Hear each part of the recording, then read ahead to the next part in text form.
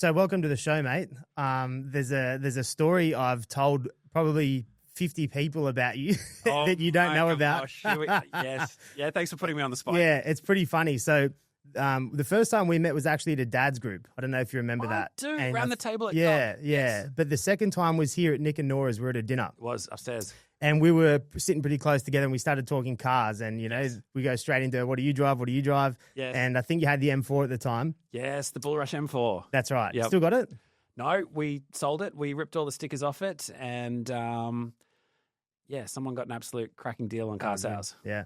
Yeah, well, the story starts from, I think you said something along the lines of, I have or had a GT2 RS, I've just sold it. Yes. And my immediate thought was, why the hell would you do that? And then you followed up with the mic drop because my GT3's here. Yeah. And it was like Batman, I tell everyone that story because it's like the only reason to sell a GT2 is if you're going to GT3. Pretty true. But I never asked you, was that like the poster car for you? Was that a dream car from a long time? Or oh my gosh, that GT3 RS that I picked up last year had been on a wait list for 3 years, had been absolutely striving, working hard for 15 years prior, slowly building up along the way. And had been so cautious with all car purchases to buy at a good price and then sell for a little bit more, and slowly over literally 15 years zigzagged my way up from different brands and sorts of things to be able to get a car in that league. And oh my gosh, it is incredible. Love it. Ticks every box you hoped it would. Absolutely. An absolute thrill to drive. The tech in all these modern cars as well is just incredible. And yeah, so much fun. I think a lot of people don't realize when they see somebody driving a car like that, I think people assume something just happened and you bought it. But it's such a journey. Oh my even gosh. a car like that, you can't just walk in a Porsche and buy them. No, you've got to build your way up. And so the funny thing is when you start to tell people what was your car journey in order to get there, it's like, well, my first car was a Holden Barina. And then it went to an Integra when I could afford just a little bit more to get something that was almost sporty, and then kind of had another Integra, and then it turned into like a BMW 330 or a Z4, and then an M3 back in the day, and then slowly worked my way through the ranks to get to that point. So how did you go actually getting an allocation to get the car? Oh, well, fortunately got a pretty good relationship with the local dealer. So have been a customer there for a bit over 10, maybe 15 years have been a customer there. Yeah. Again, working the way through the very bottom, probably the cheapest thing they had and initially, and then slowly working through, but also being a part of the community. One of the things that the Porsche dealers do really well is put on regular events and get owners together and doing things. And so I've been on a couple of trips, gotten to know the people, the dealer principal there quite well, bump into him regularly at the local coffee shop and all of this. And so, yeah, I'm told it's a bit like buying a Rolex. You've got to just put in the hard yakka, put in some years, because no matter how much money you've got, you cannot walk into a shop and just say, I'd like to buy one of these. Yeah, it's very true. And you're right. I think certain brands actually don't want people to buy these things and flip them. They want them to go to people that are going to use them in the right way to promote the brand. Yeah. And that's why they're so hard to get. But absolutely, it's cool to hear that it was part of the journey. Is there a time that you remember that you really set that as the goal? Oh, look, I think it's important to have things that you strive for along the way. Because, I mean, the role of a business owner is pretty hard yakka. You've got to be consistent. You've got to be working hard all the way through. You've got to have something you're kind of looking forwards to at the end. The little rewards along the way. Maybe it's not so little, but rewards or things to mark certain milestones along the way. I think it's really important to have. And so, but yeah, it would have been a long time coming in slowly zigzagging and working the way up to be able to do this. So I guess maybe it's 50-50 or one way or the other, but a bunch of people know you as their bookkeeper. Yeah, totally. But a lot more people know you for the car stuff. Oh my gosh, yes. And it is. And it's interesting to know which hat to wear when, but I'd like to think I'm slowly getting to the point where we can actually put those two things together. Because one of the great things about the car community that we've put together in Bullrush is that We've got about 3,000 members in the community at the moment, and every single one of those guys is a business owner. So, and then again, in the iKeep business where we're doing the outsourced accounts and payroll, again, that's 100% business focused.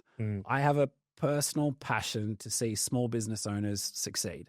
And so whether it's supporting them with a passion or connecting them with people through a Bullrush event, encouraging them to strive further, or hearing the stories of what got them to the point they could put a ridiculous amount in such a passion project of a car, or whether it's working with them on a day-to-day basis, understanding their numbers, cleaning things up, helping them make good decisions, good financial decisions inside their business.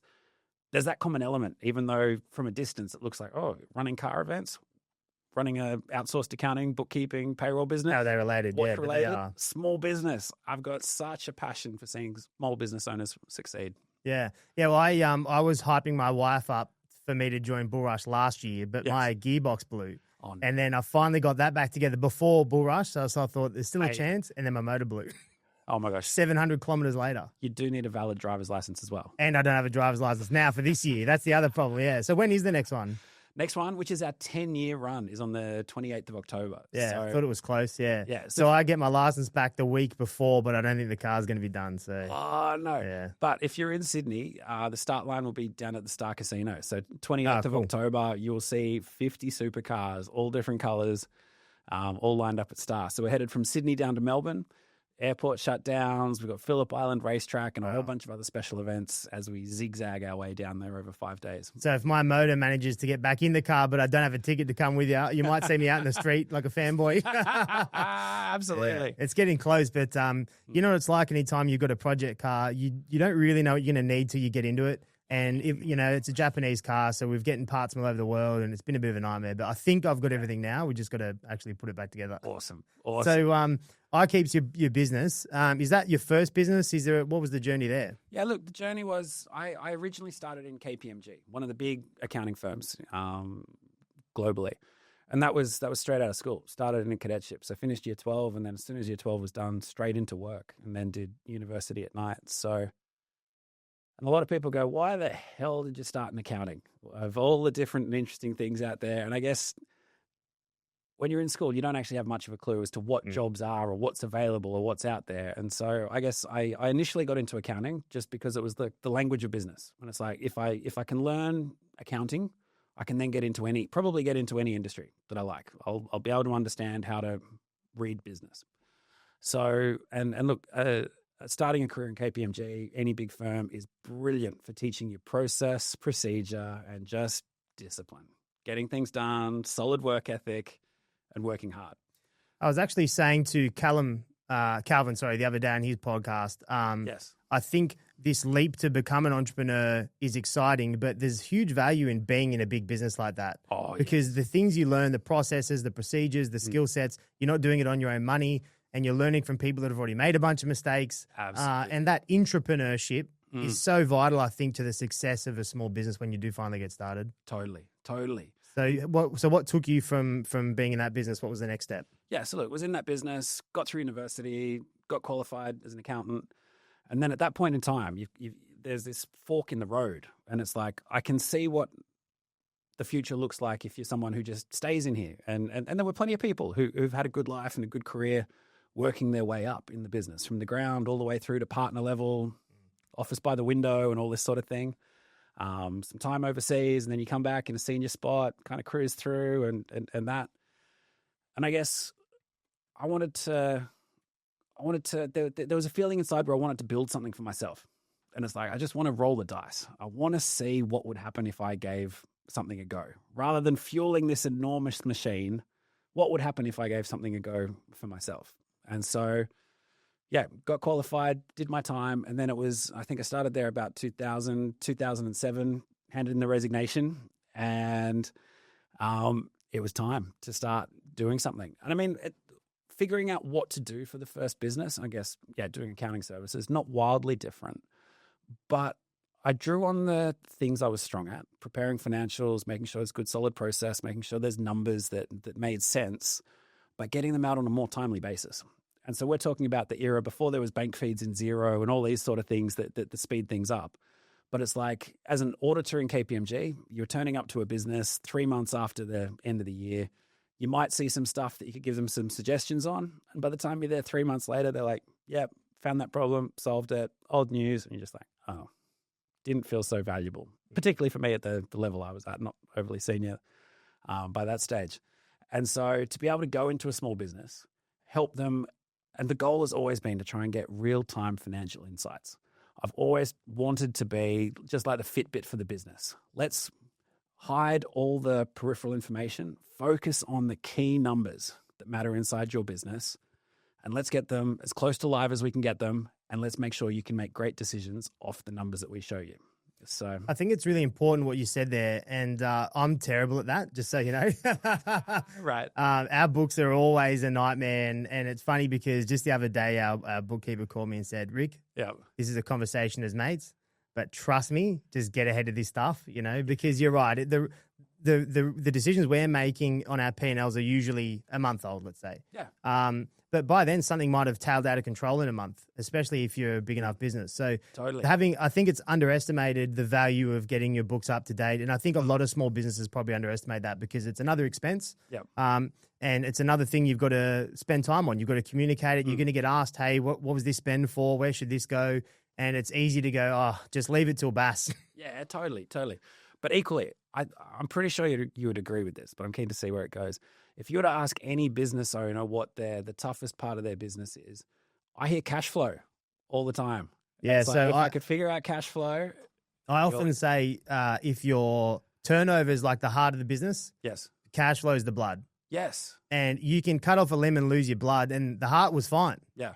But you didn't patch that bleed. Yep. And that's what we're talking about, right? Is that knowing the numbers to stop that happening. Absolutely. You want to take control of cash flow, you need to have control of your numbers. You've got to have, a set of accounts that you can trust. So it's like driving a car without the steering wheel connected if you don't have a clear set of accounts to be making decisions off. So you went into that first business. Is that the business you still have today? No, it's not. So I had that business for 9 years, grew it to about 50 people, and then sold that business.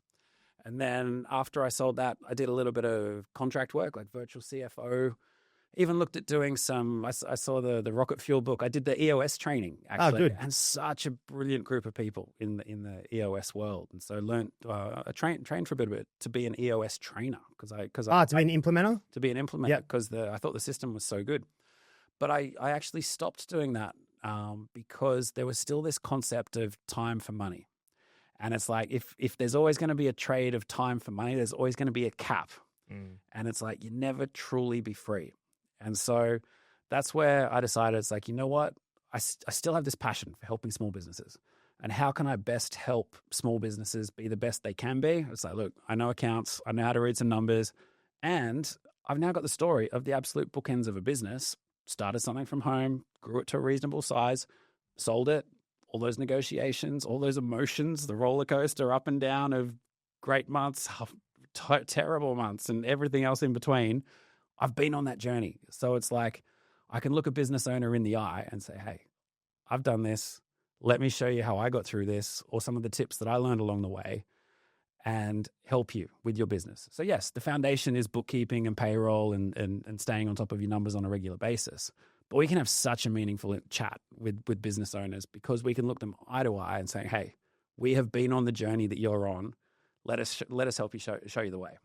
It's interesting to hear you say that because I've actually heard a few people say about the kind of relationship between bookkeepers, accountants, and the advice you get. Yes. And it's actually, and my accountant might hate me for saying this, but you don't often see rich accountants or rich bookkeepers. And it's usually because they're risk adverse. Yeah. And it's not because they don't know how to run a business, but they run a business quite risk adverse. Therefore, less risk, maybe the rewards and the upside aren't as big. But the exact opposite happens, in scaling a business. You've got to take a lot of risk. And so, it's hard for a business owner to get advice from people. And who do you take it from? Most people don't have advice outside their lawyer or accountant who are both very risk adverse. Yeah. So maybe having a bookkeeper you've seen on the other side of the fence that has gone so far to, it's not very often you hear bookkeepers or accountants selling a business. Yeah, correct. They're typically in it for life, again, because of that risk aspect. Correct. And they invest over time and they make a lot of money that way, but they normally don't build to sell and then go straight back into it like you have. So Absolutely. Was there a delay in going back into running a bookkeeping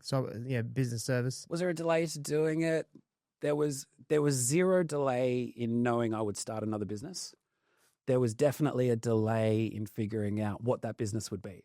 So yeah, I kicked the tires of a bunch of different ideas. Was it time to put together like a business guide app, which was one of the ideas I had at the time. Like everything I'd learned through, whether it's EOS implementation, running my own business, I'm like, I could create this little app on a guide for business owners on how to do things. So I never got that past MVP, but like had plenty of ideas. But then it was about figuring out like, okay, it's been a couple of years since I've worked. Time to actually sink my teeth into something now. And I've got 3 kids going through private school real soon. So I need to make some money. What am I going to do that'll get a great ROI, but is also in my area of passion? Because if we're going to work hard at something and you're going to excel at something, you need to have more than just a job. You got to be working inside your purpose. And so if you can align what your business is with what you believe your purpose is, you've got so much energy for that. And that's where you get the growth. Let's wind back to when you did have the exit. I haven't been there yet, but I could assume it's pretty tough. I'm a massive ADHD, right? So like I could have 50 new businesses the next day if I had enough money. Yeah, nice. And I bet that's tough because you're sitting there going, I've worked my ass off to get to this exit. I've now got some capital behind me and I know the risk because I've been in business. What do I do with this money to get best use out of it to meet my future goals, but to have a safety net for the family, but I still want to start a business? What was that like trying to decide, I guess, where to go? It's so hard because all of a sudden it's something you're brand new to. So it's not something that I'd ever experienced before. I was used to the daily grind and all that sort of thing. That was my normal.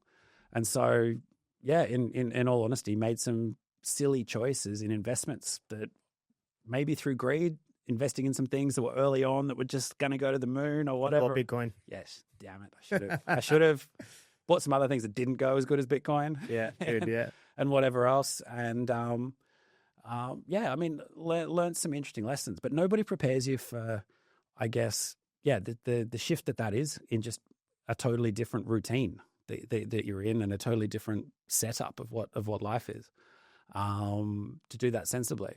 But also there's a massive identity thing that changes when you're no longer the guy who is synonymous with that business name, and then you're finding yourself.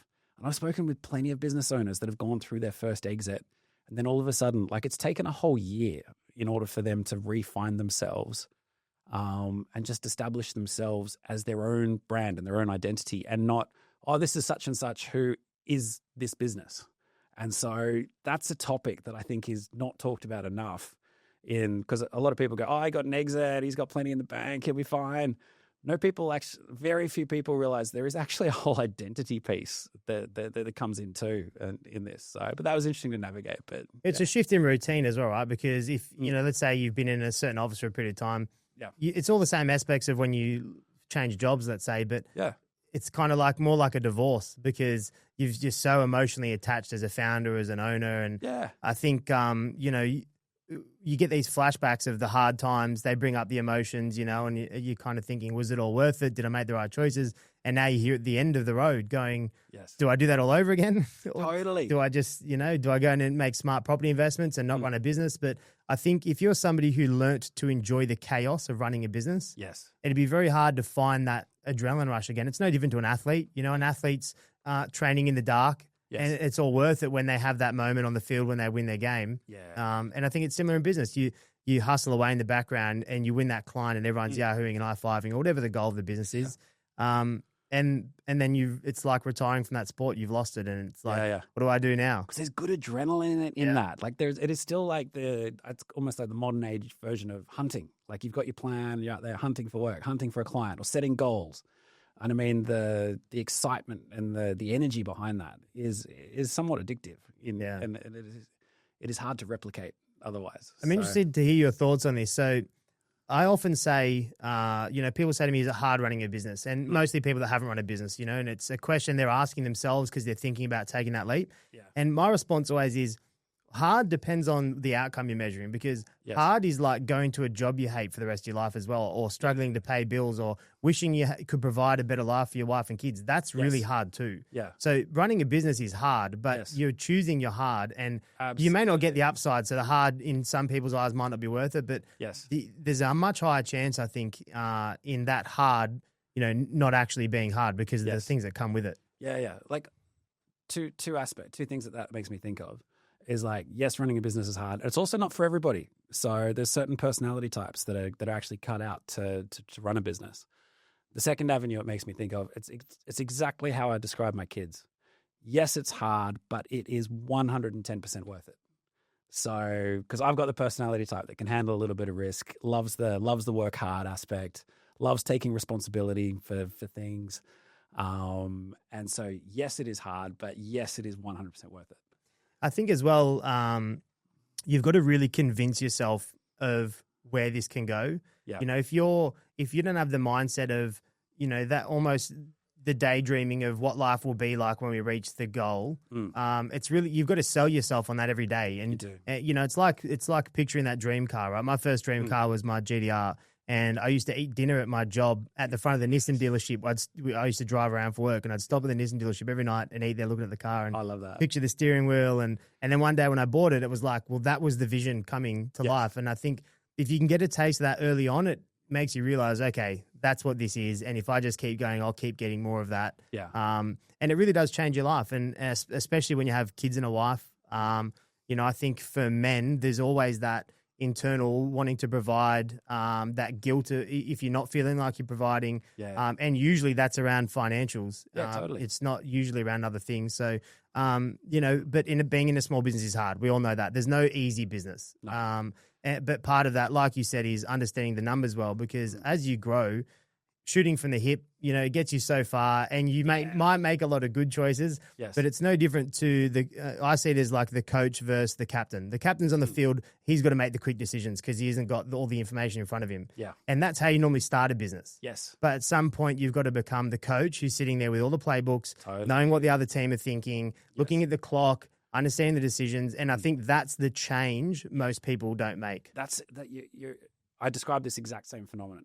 There's a certain set of KPIs and a certain set of numbers that matter when you're going from $0 to $1 million turnover inside your business. And the approach and strategy that gets you from 0 to $1 million doesn't get you from 1 million to 5 million. And so that's exactly where you have to turn from the guy that does everything to the guy that can then analyze everything. And so this is exactly spot on with what we talk to a lot of our clients about, and the changes that I've had to go through with all the businesses, whether it's Bullrush, the first accounting business, the iKeep, the current business. But you have to, in the early days, roll your sleeves up, and you are chief officer of everything, from clearing the bins to figuring out the tech to doing sales and then doing some of the work and all of this. But by the time the business gets bigger, and for the businesses we kind of pin that at that $1 million turnover mark, your role has to change.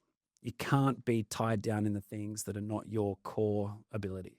Because if you're working on the things that are your core ability, that's where you've got the energy, that's where you've got the mojo in order to do your best work. And anything that's not your best work, you've got to figure out a person to fill that seat.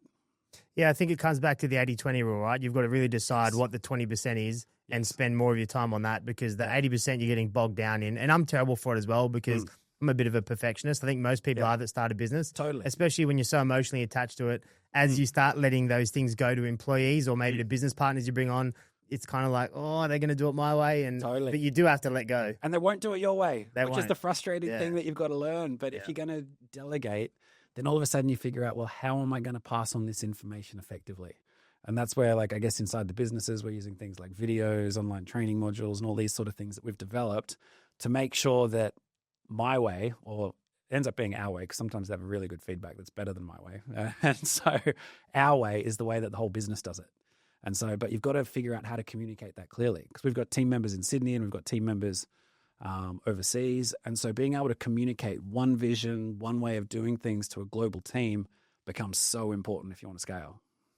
I remember a conversation the first time we hired bookkeepers, and the conversation that convinced me was the bookkeepers who we still use now. Nice. The owner of the business said to me, when you go and buy a car, what do you do? And I said, well, what do you mean? And he goes, well, what makes you know you can afford that car? And I go, well, I roughly know what we have coming in, going out, check the bank account. Yeah, we can probably afford it. Yeah, nice. And he laughed and said, well, what it should be is you ring us and we tell you, yeah, mate, you've got the cash flow if you want to, but these might be the negatives that come from it. Right. You know, instead of just shooting from the hip. And that was the conversation that made me go, yeah, at scale, you know, I can see how that's going to be an issue. I think especially for service-based businesses, because normally, you know, there's a huge portion of that sale, there's a manual labor attached or something like that. You know, it's not selling an online product that you drop shipping or something. There's going to be a huge liability. There's going to be tax liabilities. You've got super and all those things that come with it. Totally. That can be really tough to manage at scale. I know for me personally, that was the hardest thing to get my head around, and we should have had professional help way sooner. Just understanding I guess, understanding cash flow in the way of what's actually our cash flow versus the cash flow that looks like it's ours, but it's going to go out the door the next BAS. Totally. We got two little tricks on that in our bookkeeping business. You have your GST account, so anything like 10% of sales that come in, sweep that straight into your savings account. So it's never in your operating account. So it's all just kind of parked away as it comes in. The second lesson that we teach everybody on that is to have a look at your balance sheet.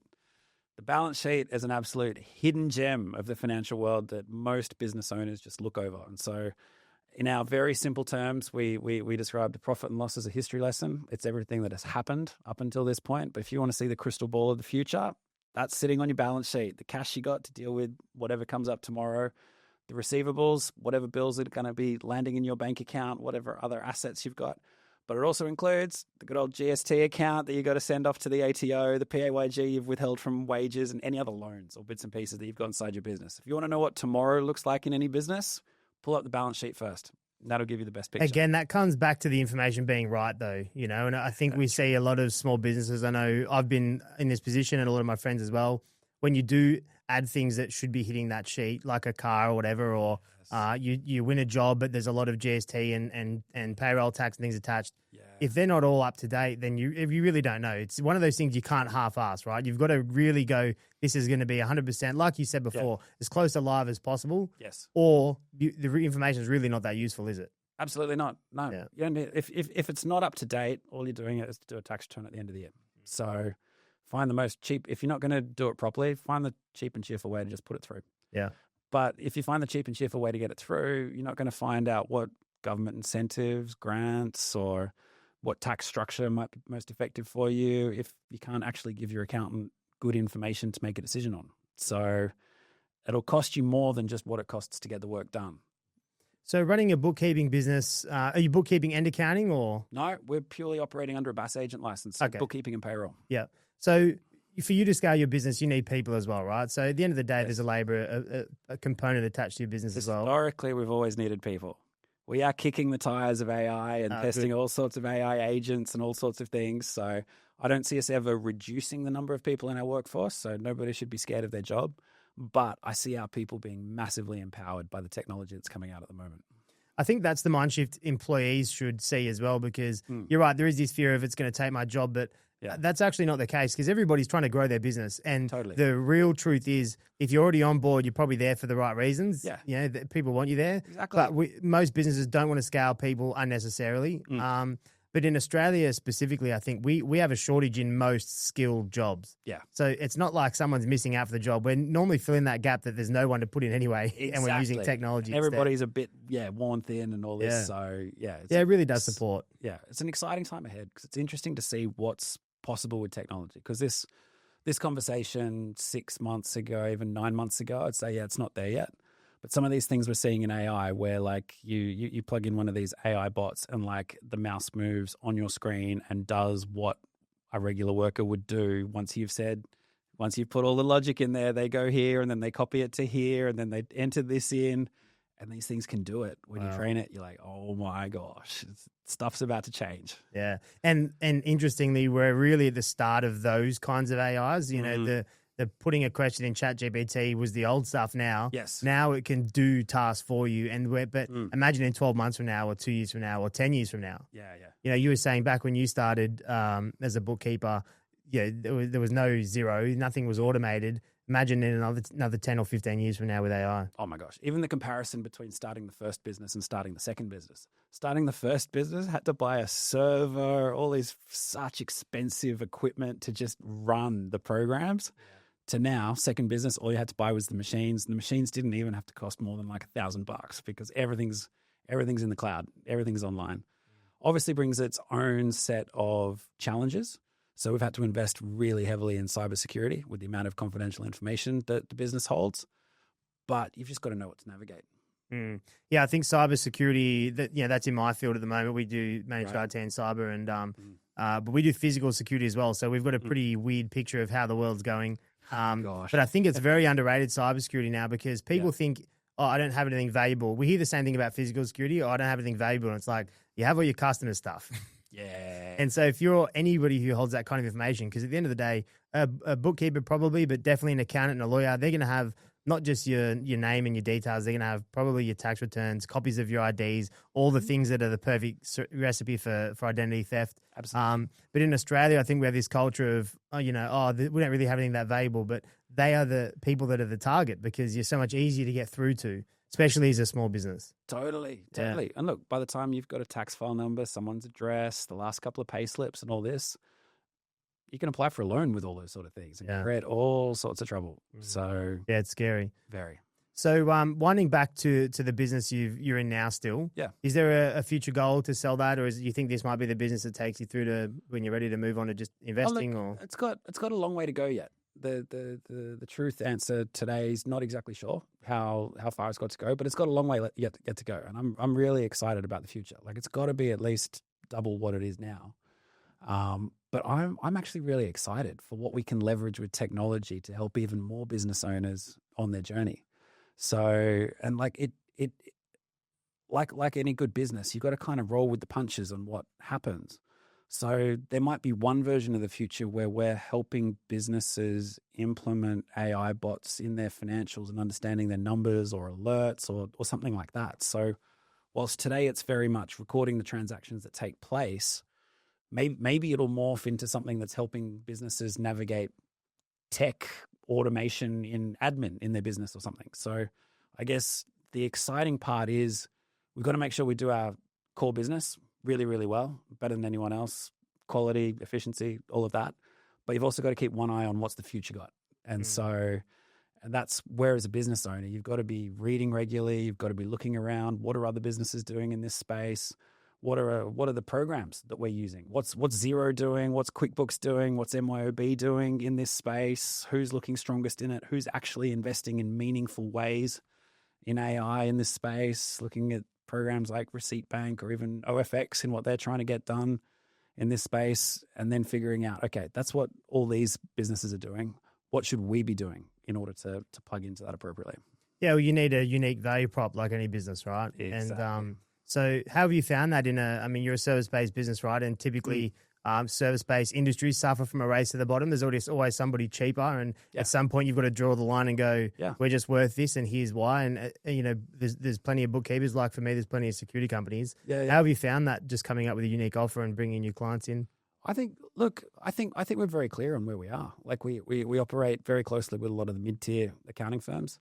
And we offer a huge amount of value for the price that we charge. And I think if you can show a high level of accuracy, a high level of understanding, and you can show that, look, we've probably saved you more than we've cost you, maybe by twofold having us involved.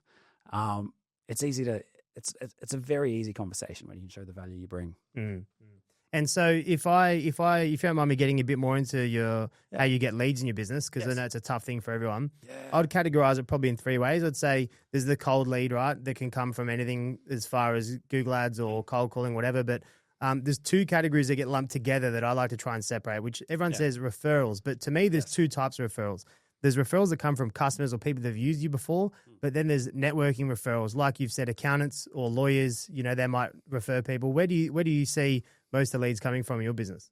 Most of the leads or referrals? Well, both. Yeah, look, referrals is probably the greatest source of work that we've got, which again is good endorsement that we're doing a good job. So, and from that, we do get a lot from accountants. So, because again, accountants need a good set of numbers to be able to do their job well for the client.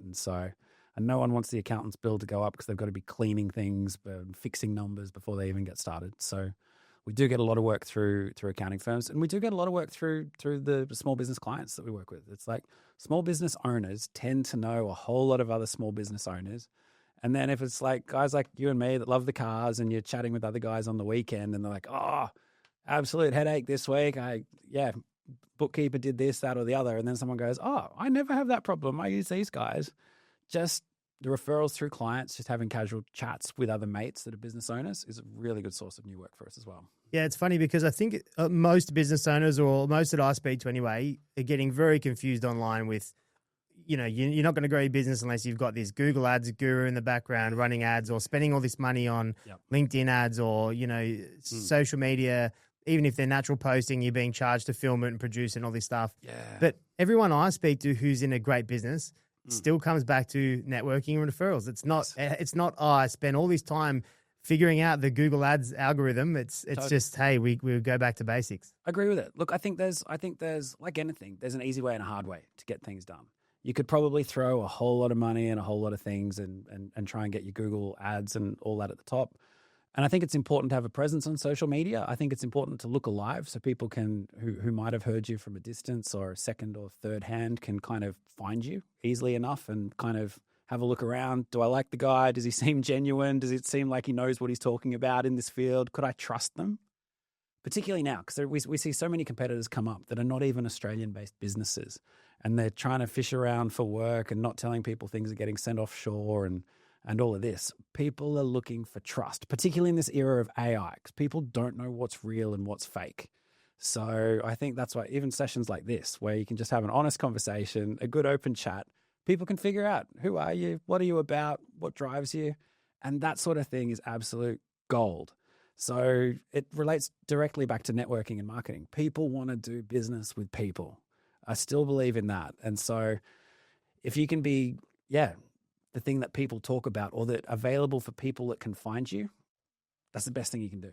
I think you nailed it there. You know, your online presence is a way for people to go and find reasons to trust you, right? That might not be the reason they come across you. Yeah. But the first thing anyone does is Google you or look you up on LinkedIn or Instagram or whatever, right? And if they find nothing there, or, you know, I found a business the other day that hadn't posted in like 11 months and it made me think, are they still around or what's going on? Exactly. So I think you're right. It might not be the lead generation. But once someone becomes a lead or they're interested in your business, the first thing they're going to do is search it somewhere. And if there's nothing there for them to look at, well, they're going to trust you the same as anyone else. You know, and especially if they're weighing up a couple of different options and you've got a competitor who's not online. And you are, and you're talking about topics that are pain points for them. Yeah, it's definitely going to create that trust and probably get the relationship going a bit further. Totally. We went to a new client meeting last week with a business that's just come on board with us. And the business owner there was like, oh, I scrolled through, Googled you, and then scrolled through YouTube and found you there and saw you sitting there chatting with someone who I've known for years and years and years. And so therefore had just the social proof with one of these casual chats, which was brilliant. So fortunately got the work. Hopefully through our own merits, not just through knowing this person that she saw us having a chat with. But it's this social proof that's becoming more and more important. Yeah, it's funny. It's like a transfer of trust, right? We just had that conversation offline before where we've got a friend that I met last week and you said, I've known that guy 10 years and I'll probably trust him more now just because I know you trust him, you know?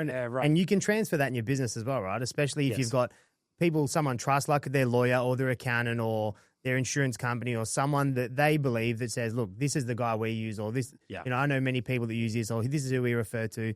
And there is a lot of stats that say, you know, that kind of referral is like 2 or 3 times more likely to close than a cold lead, right? Completely. So for a business, massive game changer. It's not even the closing. It's the longevity of that client, particularly in a service-based business where it's more than just a single sale. Yeah. It's like understanding the lifetime value of a customer is a huge metric, which through referrals is always so much stronger. Yeah, well, you're in a business where people can stay with you forever. It's not like they need you for a short period of time, right? So is that a focus that you have on how can we actually get these people to stay with us and not consider somebody else? Yeah, totally. And I mean, the best thing you can do there is do a great job. Deliver incredible value, give them insights, connect them even with people that would help them on their journey in the business. And so I think a large part of it is figuring out how to almost empathize with the business owner, which again is why I kind of like our unique proposition. It's like, okay, I've built a business, grown a business, sold a business. Which part of the journey are you in? How can we help you with that along the way? So definitely. Give me an example of some lessons learned, because we've heard you've sold a great business. Now you've got a great business. Lessons. I know you've got some skeletons in the closet. We've all had mistakes. Oh my goodness. Is there a story you find yourself often telling people, learn this one from me? Oh my gosh. If there was a book of lessons learned the hard way, it would be a really, really long read. So it's everything that we're telling our clients regularly to do. Like actually stay on top of your taxes, because have a separate account for it, because it is too easy and too hard to just think you're going to be disciplined if you don't keep that aside and then deal with consequences later. Like know your numbers.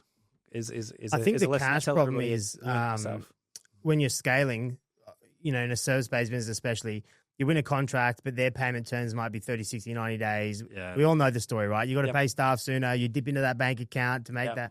What's your advice around that? Because that's, I think, a scenario pretty much every service-based business has. Totally. You've just got to plan ahead. And so the further ahead you plan, the more options you have. And so if you know it's going to be absolutely huge, then start to talk about funding before you even need funding. There are plenty of banks out there that'll be creative. We've seen Judo Bank come to the party for a whole bunch of our clients recently, where they will lend against the business. Doesn't matter if you've got property or not, but they do funding starting at $250K upwards on that, and very hungry for business. But you can't do that if you're one day before payroll and then realized I've got a problem today. These sort of things you've got to plan in advance and do before you need it in order for a solution to be there. And even then, you can then be talking to other business owners and go, okay, if I can't fund this myself because the cash flow gap's just too big, what options are out there? And it's amazing what you can do. Just blank sheet of paper, and let's just brain dump. Oh, maybe there's a way we could do some equity. Maybe there's a way we could do some hybrid. Maybe I could find a supplier who wants to go in with me and get preferential terms, or we pay them a bit more, and maybe they will partner with me to an extent on this to help me get through. Maybe remortgage the house, which I'd never really encourage people to put their own money into a business, though. That's below the last thing I'd ever suggest.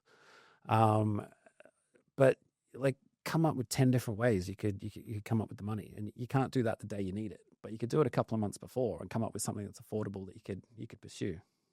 It's interesting you say that, because I heard something I've never heard someone say before the other day, and he was actually a broker himself, but quite a big business. Yeah. And he was saying when they're scaling up and things are going really well and the margins are great and there's heaps of money, they go and get loans then, knowing that in the next probably 3 to 6 months or 12 months, we're going to hit that quiet period again. Yep. Let's get cashed up now. Let's get the loans now, because if you try and get them on the way down, it's much harder, or you get worse rates. But I don't think many people think like that. I'd never heard that before. They don't. You've got to plan when the times are good. So, and again, it's just about having that time to have the headspace to look forwards in your business. If you're running your business, shooting from the hip, solving fires as they come up, you'll forever be just running around in circles and you'll feel like you've hit a ceiling. You've got to find the headspace to be able to plan ahead and do things on purpose. It's interesting you say that, because in my business, we use a lot of contractors. Right. And they're usually quite small businesses, either 1 to kind of 5 men, labor-based businesses. Yes. And the conversation I've also often find myself having is exactly what you just said. If you're on the tools flat out, everything else is a mess, because you actually need downtime to think about how to grow your business, and you cannot do it when you're in that foggy brain of panic mode, everything's going wrong. And I think you're right, it's planning to have the fresh mindset to have a day, maybe put aside a week, even when you can't afford it, to say, we're never going to get out of this if I don't get a clear mind, hit the whiteboard, and actually think of what the solution is, instead of sitting in the rat race and going around in circles. Yeah, totally. I've even started in the last 2 years. I didn't do it with the first business, but I've started recently, actually making sure I go away for a long weekend every quarter. So once every 3 months, just go away somewhere, clear head. And it's amazing the thoughts or the things that just drop into your mind. Oh, I could do this better. Oh, I might have overlooked that this last month or two. I need to give this a better focus in the next quarter. And it's incredible when you buy yourself the time. And it's like, you've got to make that time happen. The time doesn't happen naturally. You've got to actually put it in your diary to make this happen. But the clarity and the thought, the clarity of mind that you get through just dedicating time to have nothing is just phenomenal. So I lost my license, right? And that's my downtime normally, is in the car, podcast, pump the music, or I got in a really good gym routine. So that was good in the morning, 4 a.m, and now I can't do any of that. So I went and bought an electric skateboard. Oh my God. It does 50 Ks an hour. It's a machine, right? Yeah.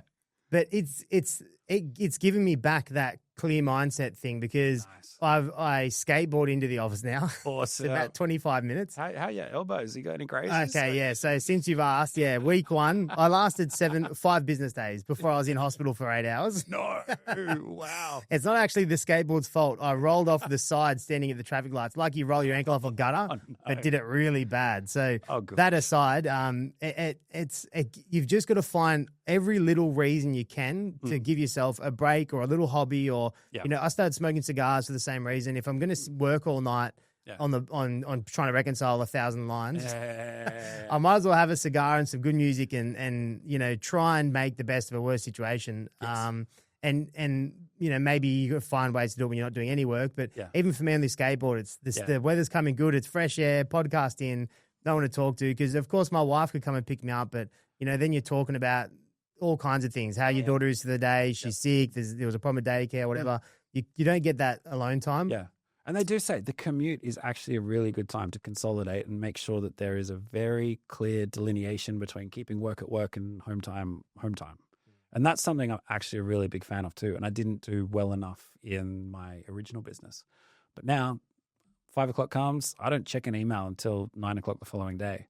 I do not check any emails over Saturday or Sunday. I'm very strict on a routine and very careful on what I say yes or no to attending. I am so precious with my time these days.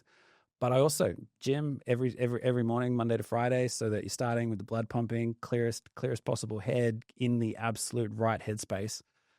And even though I'm not doing the early starts that I used to do, the decisions these days are probably more complex decisions that need to be made with weighing up all sorts of different stakeholders, or just the things that tend to come up in a bigger business are way more complex than what come up in a simple scenario when business is smaller. But having that good routine, good healthy start to every single day just means you're in the right place to make the right decisions. A friend of mine just became a dad for the first time, and he asked for my advice, right? Yeah. And I'd love to hear your take on this. So my daughter's 18 months old, and there's one thing I never kind of had mentioned to me or thought it was even going to happen, but there was this extreme guilt that came from running a business with a family. Yeah. And you have that with your wife as well. Of course, you want to spend time with your partner, but they're understanding. Whereas you've got this child, you love them to bits, but you can't give them what you want to give them without being in the business either. Did you have that same feeling? There's like that guilty. The early years are the hardest by far. Early years are tough. There's no way to sugarcoat it for anyone who's new. And for my timing, I was like starting my first business at the same time this was all happening and all of that. It was a tough time to figure out what the appropriate level of juggling and all this sort of thing is. I think as a dad, my personal opinion is being a dad gets better and better every year as the kids get older and older, because you can do so much more fun stuff with them. Like whether it's because they're all teenagers now, but like, so that means you go skiing, you go to the beach, you kick a ball at the oval, you're down at the arcades, you're playing pool or whatever else with the kids now, doing all this sort of fun stuff that you actually really enjoy doing. You're not, doing the littler kid things that you do because they're nice. So fortunately, I think I was able to find a place with much better balance by the time that era came around. But yeah, those early days, so hard. It's tough, but that's the sacrifice I guess, right? If you want to have those 2 holidays a year or, be able to afford to go away on a family long weekend and not have to worry about the bills, you've got to sacrifice the time somewhere. Yeah. And, so for me, it's been in the early stages, still 80 months old, obviously. But I've tried to get some kind of work-life balance, but I also understand that, well, if I'm up working all night now, she's not going to know the difference. Correct. As long as I'm there at dinner time and I bath her every night and put her to bed. Yes. But there will be an age where she will know. Yeah, totally. My other tip on that was try and find them at the best part of the day. I realized in those early days that like the mornings were always tough because they didn't want to get moving. They didn't want to get dressed for school. They didn't want to do this. And so mornings were like a hard slog. So if I just skipped the mornings and went to the gym and whatever else, did the me time, started in the office early-ish or whatever else, but could then be there for pickup when they're excited and happy for the end of the school day and everything was good, kind of picked the good times, or bath time at the end of the day or whatever else when everyone's happy. Kind of if you're going to have little bits, strategically choose the good little bits. Yeah, you're right, actually, because I stopped going to the gym at all because I'd come home from work, feel guilty that I'm leaving, and so I stopped going, and then I realized, well, no one's up at 4 a.m. Gosh. And so I started going early, and I felt great then. Nice. No one else got shortchanged because they weren't even up yet. Yeah. And it's about finding those reasons, right? It's a win-win. Yeah. Everyone gets their bit of time then. But yeah, I found there was this huge guilt of like, you're being pulled in every direction. Yeah. And I think everybody probably goes through that, not just in business, but in a job. Totally. Career progression. There's this selfish aspect to that where you've got to look after yourself to be the best version of yourself for them. Because if you're getting yourself exhausted and you just don't have any patience, a short fuse and all this sort of stuff, that's not really helping anyone either. Yeah. So I've touched on it there with entrepreneurship. I had a question for you. Yeah. there's a million podcasts and things like that helping people start businesses. But what I don't hear a lot of is advice for people who want to further themselves in their career. And it's something I try and talk to people a lot, because I think the average person doesn't realize there's huge growth in businesses. Every business owner wants people to do better, to move up the scale, to earn more, because that inherently will grow their business. Absolutely. Have you got any advice for people from your experience of hiring people? For me, there's always things in every business that if someone turned to you and said, hey, I think this is an issue in the business. If I helped you fix it, could I get a pay rise? Yeah. It's as simple as that conversation, right? Yes, it's as simple as that conversation. But the thing I've learned with hiring people too is you need to understand what drives them. You need to understand, why is this person actually coming to work today? And if you can look at each of your team and go, I know why this guy comes to the office. I know why she comes to the office. You can then figure out how to reward them, or how to look after them in the most appropriate way. So like, and what they need could be uniquely different. So like, you might have one person in the office who's a single mum, who being able to leave early means the absolute world to her, because then she can do pickup or whatever else needs to be done at the end of the day. There might be another person in the office who's got most of their family overseas. So if you can be flexible with whether they're working in the country or out of the country for a month or two of the year, so that they can be with family that they've left behind, you've got to figure out what drives each unique individual inside your office. So we've got huge tenure inside the business, very, very low turnover once somebody comes in and joins us. I think we pay well, but we don't pay crazy overs or anything like that. But we genuinely care about what is the why behind why this person is here. What can we do to genuinely help them as a person, and not just as a blanket approach, but figure out, why is this person here today? It's interesting you say that. I talk about love languages a bit in our business, and everyone looks at me pretty funny. Gosh, but it's right, true, okay. because if you've got an employee, let's say, and you're constantly patting them on the back, right? Yeah. But they might be somebody who likes a gift. And if you bought them a coffee mug saying best employee, like there's and that's to your point. If you find the reasons people like being rewarded, some people it's quality time. I've got employees that if you take them out to lunch, they think it's the best thing ever. But if you bought them a $50 gift voucher, they'd probably think it's not very thoughtful, because it's got a gift voucher, So it's if you can find all those little things, and I think as your business grows, if you can do that as a leader, either as a manager or a business owner, you're right. That's what keeps the people around long term, is just understanding what their why is. For most business owners, it's probably a financial driver, or something tangible they want to buy that is tied to how much money they're going to make. Absolutely. But that's also not the case for everybody. Some people just, as long as they can, go on their holiday every couple of years or whatever, and, they don't want the stress that comes with all of those other things. Exactly. Motivate them along the way. Yeah. A lot of people just love security, is what I've learned too. So long as pay's always on time, they know exactly how much, when it's going to be, they can keep their routine, get their 2 holidays a year or whatever it is, they're happy. And that's all you can ask for. You want your team to be happy. Going back to the software and stuff in your business, we use Xero, right? Yep. And I've noticed there's a lot of new government regulations on. There was STP2 that came in. Yes. Now, when you submit a pay run, you can't revert anymore. Do you think there's funny stuff going on with the government, or do you think they're overreaching the fact that because now the information is so good? Yeah. Do you think that's making it harder on businesses? The fact that you've just got to do so much more. I don't see it changing. Yeah. Is it making it? So the question, is it making it harder on businesses? It's making it harder for businesses to be flexible, but it's questionable whether flexible is a good thing or not. So, the fact that you can't change a payroll that's put through is probably a good thing for the employees. The years of not being able to declare a pay run or something like that are all gone with STP. So we're basically lodging to the ATO real time what wages were paid. I think for a good, honest business owner, it's actually it's a good thing. Like, you're going to be lodging it anyway. And so let's just get the declaration in. And look, if you made a mistake, you can always do an adjustment run the following pay run to fix it to what it should be. It's not like it's absolutely set in stone. Yeah, it's lodged, it's in, but you can do an adjustment on it if you need to. But everything is definitely becoming more digital, which is, I think, what the crux of the question is. And like we're heading towards payday super once we get to 2026. That I'm in two minds as to whether that's better. Like, yes, it's good for the employees to have it as soon as it is accrued. Almost every small business will pay it either monthly or quarterly, and it's just an extra bit of admin that they've got to do for paying the same amount. And so I don't particularly agree with businesses cash flowing their own business using employee money. But it is extra admin that they're going to have to wear. Because even when you do a BAS now, it'll pre-populate your payroll figures and your tax withheld because it knows all of this information that's sitting inside there. So, look, there are some things that make it more efficient, but there's still going to be plenty of spaces where you've got to figure out, are we reporting at this period or we're reporting at next period on things? And so that little juggle with your accountant will still be there for quite a while yet.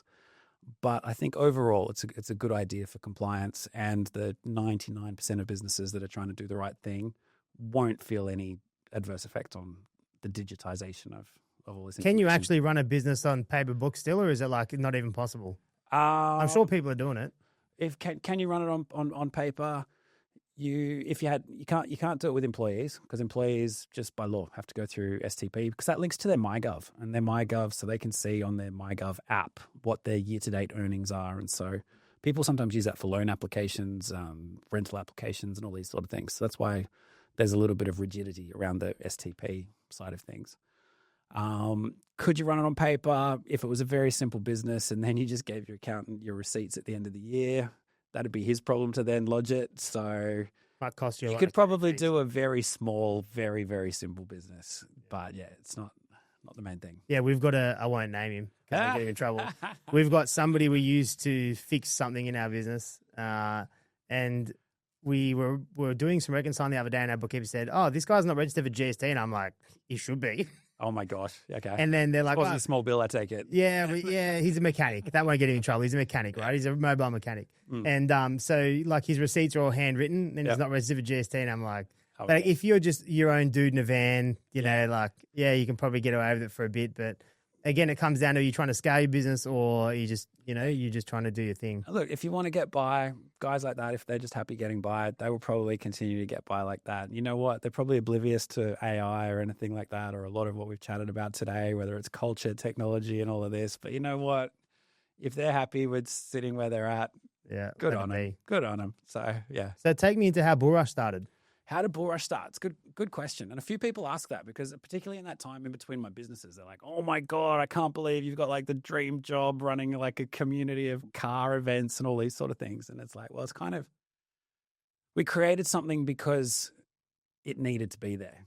So there wasn't anything like it in the country. And so I guess with the first business and how it was growing, there was this idea that I had where it was like, in order to, there weren't things like Cub or anything like this when it first started. And in fact, Cub launched the same year we did, and that's how I was like in the member number 5 or 6 or something of Cub, because we found out about it on the first rally.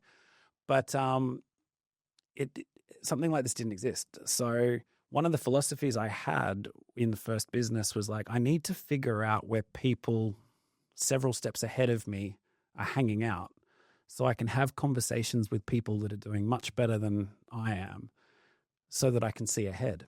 And so that was where we looped back to the start of our conversations today, and waltzed into the Porsche Centre Willoughby and probably got whatever the cheapest thing was on their stock list, which still as a youngster was a lot. But then started turning up to Porsche Club events. And so met a bunch of interesting people inside the Porsche Club. And it was at a Porsche Club event at Sydney Motorsport Park. I met this guy, Dylan, who was running a business called PayCycle, which was the way that you did payroll inside Xero back in the day. And he's like, "Mate, you're running your own accounting firm and you're not on Xero?" I'm like, "Mate, I've seen Sasu, seen all these other things that are just, they talk about being web, but it's not that great." He's like, "Nah, this one is going to be really good." And he was really passionate, and I could tell he was really intelligent. So I'm like, "Okay, I'm going to have a look into it. I trust you to look into it." And so my first intro to Xero was at a car club event. Wow. So with that, which is an interesting segue between the two businesses too. But the catch with the traditional Porsche club, it's typically tailored to a lot of older individuals. There weren't too many there were a couple, but there weren't too many young business owners or people similar to myself in that sort of circle. So that's when, like, slowly over time, you met a couple, maybe met 2 or 3 people there, met 2 or 3 other people passionate about cars and other things, and kind of started a WhatsApp group. And so then the WhatsApp group would be like, okay, we've all got kind of responsibilities on a weekend, whether it be with family, kids, or whatever else. So the WhatsApp group would be like, okay, who's ready for a national park run at 6 a.m. on a Wednesday morning, or something like this, or who can go up the old Pacific Highway and maybe we'll do like saddles for breakfast on a Thursday or something like that. And then we'll all be back by in our offices in the city by about 11, 12 a.m. 11, midday by lunchtime. So we all get the afternoon in. And so this WhatsApp group just kind of grew and grew and grew to, a really interesting bunch of people. And so it would have been, I don't know, a year or two into that this guy, Marco, reached out to me and said, hey, have you heard of Gumball? And I'm like, yeah. Like since a teenager, watched this Mischief 3000 and all these sort of things and just thought it was the coolest thing ever, watching Johnny Knoxville or whoever else do these rallies from point to point in the States. Good old times each night, fun drives during the day and all of this. I'm like, yeah. He's like, well, we're launching the Australian one of that in a few months' time. Keen for you to come along.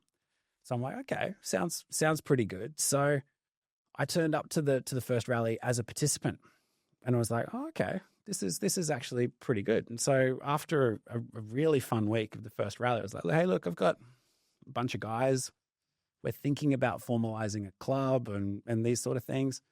The event that was put on was first class. The way you ran it was really good, really impressed. And it was like of a quality. I'm really picky, really fussy, but I'm like, how you did that? I was like in awe of how good this was.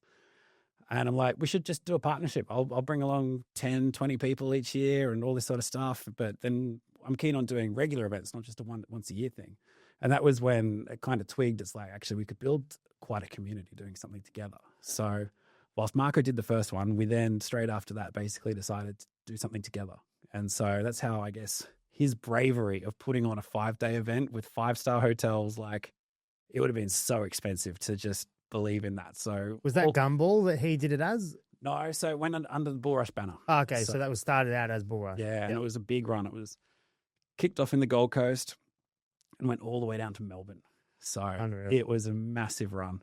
We've since, evolved the format and all these sort of things. We stay off the main roads now and all onto like what you'd call probably the well-kept B roads. Yeah, in a lot of there. So a lot more twists and turns, a lot more scenic, and not so many big highways.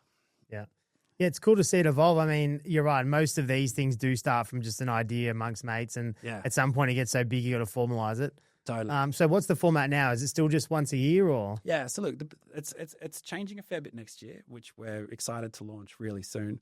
But in its current format, we've got two primary events, and that's we host a couple of suites down at the Formula One in Melbourne each year. So we look after about 150 people across 2 suites at the Formula One, and then we do the rally. So it's 5 days, raise money for charity, variety children. And basically over 5 nights, there are special events, airport shutdowns. This year we've got Phillip Island for our exclusive use. And then, covering off some of the best roads in the country with some of the best cars in the country, all in convoy. Wow. Yeah, I haven't been to one yet, but maybe next year. Absolutely. I hope your car doesn't break down. Yeah, so that's bloody cool, mate. Yeah, so last year was the first year in the Porsche? Yes, the new one? It was, and it did very well. There was a red car the year before, which unfortunately wasn't quite as reliable as what we need them to be when they're the workhorse. So it was nice to be back inside a Porsche for last year's. I've never been in a GT3 RS, but they are, I've been told anyway, that perfect, reliable, but you feel like you're in a race car. Oh, absolutely, absolutely. And I think Porsche do that really well in their whole lineup of 911s. It's just a great feel as a driver. I'd say a 911 is like the supercar. It's built for the driver. Might not have the X factor in the lines of like a Lamborghini, a Ferrari, or the design of a McLaren, but you cannot fault the driving position and the driving feel of sitting inside a 911. Yeah, I mean, even mine's a McCann GTS, right? Yeah. The last year before they went to hell. Yeah, I love it. Yeah. And even it's like incredible I mean, it's not a cheap car still. It's an entry-level Porsche, but it's still 180 grand or whatever they are. There's something about the seating position in a Porsche. They've got it. Yeah, they've got it. And even just the way the dash is, like it really is a driver's car. You feel like it was made for a driver. Yeah. And so I've actually never had it on the track, but it's definitely going. Oh my gosh. I've got a Macan as my daily and I love it. It is so much fun to drive. Yeah, it's my wife's car. So bit by bit, it's been lowered a little bit. It's got nice. wheel spacers in it. Yeah, nice. And even the other day, she says to me, "You're going to get an exhaust in this thing?" I'm like, "I will now, maybe, since you said it." Oh, yeah. Tick of approval. Yeah. Do you do much to a GT3? Surely not. It's out of the box. This Here you current go. this current one I haven't done anything to. I've had previous 911s, GT3s, turbos, and the like. That as soon as I've got it, I've put on the Akrapovic exhaust. Yeah. So for many years, I was their ambassador. So as soon as a car came out, we'd be putting their things on it, which was amazing. Sometimes just a little bit too noisy. Like you turn the thing on, I'm pretty sure I woke up the whole street with some of these early morning runs that we'd go on and the like. But no, in the current state that it's in, so happy with how it just comes out of the box. Yeah, I guess that's what Porsche want. They want you to drive the car how they've made it. And most supercar brands are like that. I don't know if you know more than I do, but I've heard Ferrari are pretty big on basically suing anyone that touches. Oh, totally. There's plenty of good stories, whether it was Bieber, Philip Plein, or Yeah. a list of people that have wrapped it in an entertaining color. Yeah, that's right. The colours get then big all of a ones, sudden. Yeah, it's interesting. I guess it's brand management. Yeah. It's in any business, you have your brand the way you want it. But I guess if you're selling a product, there's always that mix of, well, this is how we want people to view our product. And if we let people do this to it, Totally. but people have also bought it. So I guess where does that lie? Exactly. Yeah. I almost think suing them is partly on brand for the brand anyway. So Probably is, yeah. And so Formula One's a big event for you guys every year as well. It is. We have so much fun. We've been hosting a suite down there the last 3 years. And it is brilliant. We've had Formula One drivers up, which means you've actually got to speak to them one-on-one around the suite. But this current year has been the greatest year in F1. As an Aussie fan, seeing Piastri go so well, although Melbourne this year he slid off, so he didn't even get to finish, which was so frustrating. Yeah. But yeah, and everybody just getting so much closer to all the action through Netflix, and it is brilliant. Yeah. Yeah, it's funny. It's taking off as a sport again. Yes. The first time I went to Formula One was, I don't remember the year, but Schumacher was still in a Ferrari. Wow. So that was, I don't know, 20 years ago or something. Nice. So you'd remember the great ear-piercing sound of That's how the loud it only was. thing I remember, because Yeah, I was right. only probably 9 or something. And the only thing I remember is just how loud they were. Yes. And then I remember I went for the first time again a couple of years ago. And I've been wanting to go forever, but you start a business, you're not allowed to do things like that. Yeah. So I finally made it down there. And I remember the Formula 3 come out and the Formula 2, and you're like, wow, they sound unreal. And then the Formula 1 came out and you're like, wow, that's not that much louder than the Formula 2. Yeah, totally.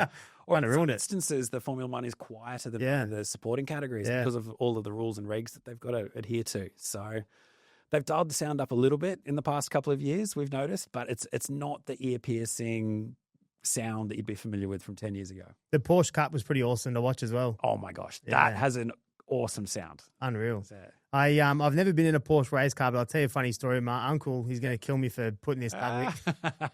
My uncle's got a 911 Cup car. oh, wow. Awesome car, right? Wow. And he says to me, I hadn't seen it in person before. He had it about 12 months. He said, I'm coming to Sydney. They're from Canberra. Nice. Come have a go in it. So we get down there and he goes, I'll go warm it up. And this guy's a lunatic. Yeah, everyone knows he's the family lunatic. He goes, I'll go warm it up. And anyway, me and his friend were sitting there just having a chat. And the ambo goes taken off, and we notice all the cars aren't making noise, and everyone's coming in the pits. And we're like, yeah, that's not him. And then there's no more cars coming in, and we're like, of course it's him. And he'd put it on its roof. On its roof? Yeah. Bloody scary, eh? Gosh. Yeah. It takes a bit to get a car with that much downforce on its roof. Yeah, I think I don't remember exactly what happened because they all saw the CCTV after me, but I think it popped a bead and then the rim dug in the ground and flipped it. And he ended up getting it back over. I think it rolled one full rotation. But that's the scary side of, I mean, we see it in people with their personal cars all the time at Sydney Motorsport Park. It is bloody scary. I've lost brakes on the back straight over the hill. Yeah. Called my brake fluid. After turn 4. Yeah. Bloody scary. Yeah. Have you had your car on the track there much? Yeah, totally. It's made for it. Yeah. So, You've got to get them out there. Yeah. exactly. And Porsche warrant them anyway. They do. They Yeah. do. That was one of the things they told me I was very surprised about. And Yeah. I thought they were the only ones that do, but Hyundai now warrant all their Or the end cars on the track. Brilliant. How cool is that? I think more should. If they're going to stand behind their car being a performance car, it should be able to handle a few laps. Yeah. So, but we've had some hilarious stories. We've seen AMGs on some of our track days like come back with like orange flames coming off the brakes because they have gone that hard out there and it's not made for track. Definitely performance street driving. Love it to bits. But track driving is just a whole nother level of wear and tear on your car. I think what people don't realize as well is if you're new to driving on a track, doing a push lap's fun if you're trying to time yourself, but you shouldn't do like 5 in a row. No, nor should cars are not made for. Nor should it be the first one, nor should it be your last one. There needs to be a little bit of a gradual warm up as you get to it, and there definitely needs to be a cool down on the other end to let some of that airflow come through and cool things down. Yeah, that's where we see the flaming brakes, I think, or the boiling brake fluid. I was definitely going hard when I bought my brakes, but also I don't know how long that brake fluid had been in there. I'd never changed it, and it's from Japan, so. Oh, right. Yeah. It could have been God knows how old, but we fixed it up. Because there's different degrees of brake fluid and all this sort of thing too. Yeah. So one of the first things I did when I picked up a Ferrari many years ago, sold now, but many years ago, was actually swapped out the brake fluid for racing fluid. Because I knew this thing was going to get driven pretty hard. And so if it's going to get driven hard, I want to make sure I can always stop. Because we have had instances where brake fluid in some of these expensive cars just boiled and didn't work. And it's like, I don't want to be that guy. I've seen it enough not to learn the lesson the hard way. So first thing I did when I picked it up, swapped out the brake fluid. Yeah. Yeah, I shit myself when it happened, and I'd never even thought of it. And I should have thought of it because, but I guess I just assumed someone had already done it. The car had a bunch of work done when I got it, and I was just excited. I've only done a couple track days in it, and that was the last one since now it's been off the road 9 months, and it sucks walking past your car off the road like that. It does suck. It's too long. Yeah. And so you sold the M4. Sold the M4. It had done a good innings. And I mean, the M4 was an interesting story in itself. So Bullrush, which was getting bigger and bigger, officially started in 2015. So hence 2025 is our 10-year anniversary. Events company going from strength to strength, putting on drive days, getting like 150 of these sort of cars coming out in 2019. Everything was going from strength to strength, and then COVID hits. And you've got this events company that was my main business at about that point in time, was certainly turning over a lot more than the accounting firm. That's now flipped, but still at that point in time. And then all of a sudden, you couldn't do anything. Couldn't do big events. Couldn't go any council. Couldn't do anything when it came to cars. We did put on an online racing league at that point in time. And so one of the hilarious things through COVID, because we had such a great community, everybody ordered online Gran Turismo. So everybody, even if you weren't a gaming guy, we all bought like a seat and a chair and a PlayStation and got Gran Turismo. And like you could set up races with like, I think there was a cap of 20 or 40 cars per race or something, but we would have these rooms full of people and everybody be on headsets and chatting to each other. And the odd little love tap as you go around corners or whatever else in this online racing. But the M4 came about because I was like, we need to get into events. We need to have something we can sell. And so we were able to do small events. And so the way that we kind of pivoted the business very temporarily through COVID was we bought an M4 and then we sold it, basically rented it out with a professional driver on track days as a learn to drive car. So we'd take the M4 out to Sydney Motorsport Park and then we could sell it to 3 people, each paying $3,000 to $4,000 for the day with coaching, one-on-one with a current V8 supercar driver because they couldn't do anything either. So they appreciated getting paid for a day's work during all of this. And so set it all up with telemetry, cameras and all these sort of things because we couldn't get in the car with them, but we could put a whole lot of videos and cameras around. Had a computer sitting, not even in a room. It had to sit outside with our face masks on and all of this. And so we did like race car driver training for people in our community. You could do 3 a day out there. So that was the only source of income that the Bullrush business had during COVID. And so it was pretty popular. So we'd sell out those days. So the car was paid for pretty quick. And then we had a little bit of income to kind of keep that business alive through that time. And then, slowly, COVID drama died off and we could get back into doing events and things. And then everybody got busy again. And so the need for this driver training or the interest in this rent the M4 for the day just kind of declined. So it's like, okay, that business idea served its purpose. The car's not making any money. As much fun as the car was, it was purchased for a purpose. So then, put it all back to normal, sold it. Business goes on. The next one. So, yeah. What does it take to run a business like Bullrush? It's, if you look at an event like Summer Nights, it's a full-time job for a team. Yeah. Is it people that are adding it to their role amongst the group that were the early few maybe that just take on a job each and you kind of get the events done? Or? So look, Marco, the original founder in Bullrush, works full-time in that business. So there's a lot of paperwork. If you want to be closing down roads, even this upcoming event, we've got Shell Harbour Airport, which is an active airport that we are shutting down for a whole afternoon. the amount of paperwork, insurances, and everything that's associated with running the sort of events that we try and run is a full-time job. So I'm very fortunate to have him as a founder in there, doing all of that. And his OCD level of attention to detail and all that is second to none. It's a pure passion business, right? Like you're there for the love of cars. You know, people are true car lovers because you can't drive your car, you get into racing sims even if you've never done it before. Totally. I was the same during COVID. I'd never owned a computer for gaming or anything, and now I've got a full racing sim at home with a custom built computer. I love that. Love that. Mainly because my car blew its motor, so and you don't have a license. Yeah, I'm trying to get the laps in. Yeah, that too. Yeah, no fun now. Mate, thank you so much for coming in today. It was great to have a chat, and hopefully I'll see you on the track next time. Absolutely. Look forward to it. Thanks for the invite.